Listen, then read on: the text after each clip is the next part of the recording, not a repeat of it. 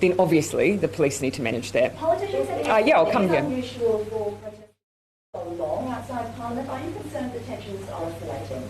No, I'm not. Look, as I've been in Parliament for over a decade, I've seen a number of protests in my time of different sizes. This is certainly not the largest I've seen, and I've certainly seen a lot of emotion in those protests. But I'm still reminded that relative to the people that are at Parliament now, on the very day that they're there, tens of thousands of people went out and got vaccinated. It is not reflective of where the rest of New Zealand is at right now. All of us want to actually move on. We're working very hard to put ourselves in the best possible position to do that. Is it time for the protesters to move on too? Oh, well, yes, it is.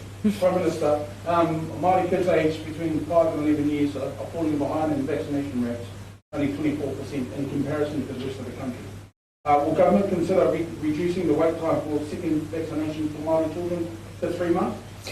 All of the decisions around, clinical decisions around the gap between doses and so on, those are for our experts, and we're very, very particular on making sure that we are letting them make those decisions so that everyone, whānau, can have faith in the decisions that are being made. They're not political.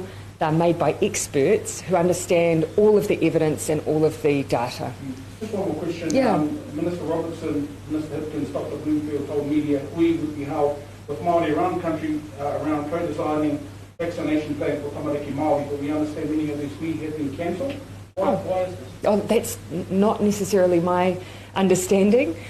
Look, we've obviously already rolling out that campaign, and in the design of that campaign we've taken on board everything we've learnt from the very beginning of vaccinations. One of the messages that we've had is just make it accessible, but also make it possible for whānau to get all the information they need, because it is their decision. The vaccination of children the decision sits with parents and caregivers and whānau. So our job is to make sure they have all the advice and support and information they need to make that decision. Minister, how likely is it we're going to move to phase 2 of the response?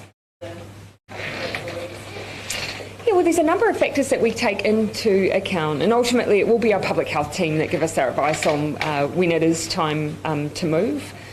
For the public, the most significant thing that would change is just a shortening in some of those isolation periods. But otherwise, we continue on.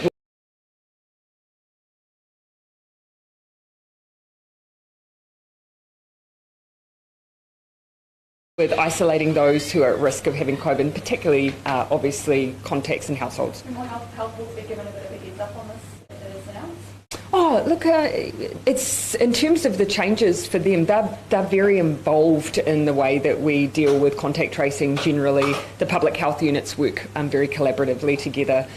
So really, they're almost a part of some of the decision making before those decisions are even taken. You spoke yesterday about mandates and that they might not be in place and they're not needed. Yeah. Do you have any more clarity around what we need to see? If the pandemic gave me more clarity, then I certainly would. I think the point that I would make is, we have in this last 2 years been in an extraordinary period in New Zealand history where we've had to take decisions that no one would have expected, but they've all been to keep one another safe, and the success, it speaks for itself. We have some of the lowest hospitalisations and death rates in the OECD, but no one wants to have to continue to use restrictions longer than they're needed. So if we're in the position to remove them, we will.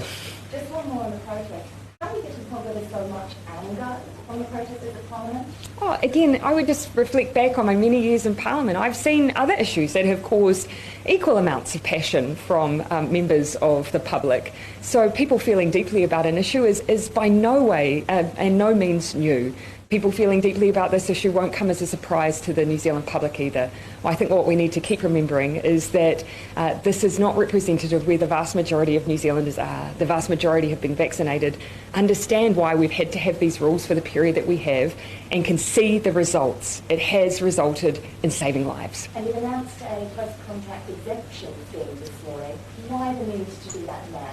So we have learnt from overseas examples. New Zealand is in the position, because of the work we've done as a team, where we've delayed Omicron's arrival and it taking off in our community, and that's enabled us to learn from other countries.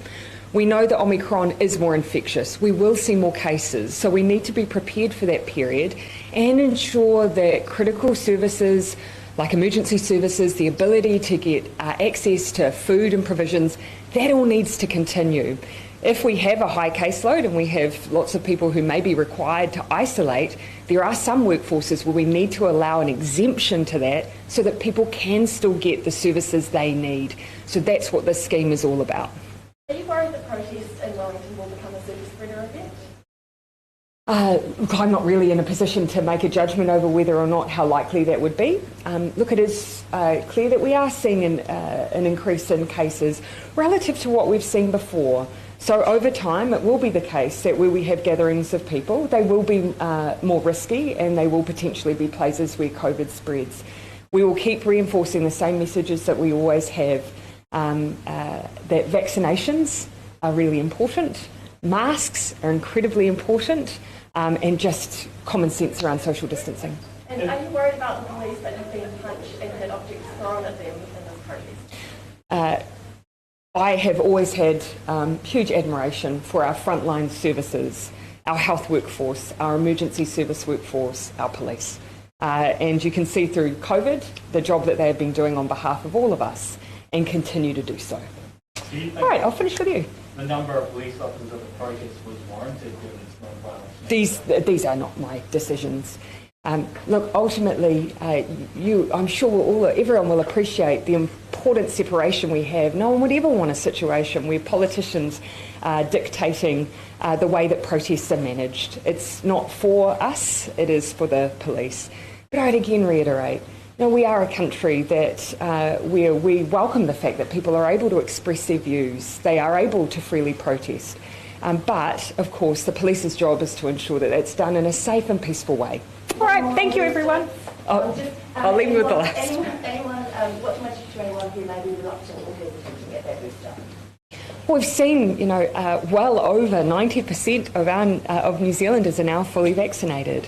And so we've seen that willingness for the vast majority of Kiwis to go out and protect themselves. Here I'd say the booster is going to do the same again. It was 2 shots for Delta, 3 for Omicron. The evidence all points in that direction. So just please go out and do it again. One thing I would just highlight that Dr. Bloomfield made this point a while ago, that yes, you do expect some side effects from some vaccines. Not everyone experiences them, but reporting seems to suggest that on the third might not be the same as the second, that people are experiencing fewer side effects. Now, if anyone has any hesitancy on that basis, I thought it was a point worth reiterating. All right, thanks.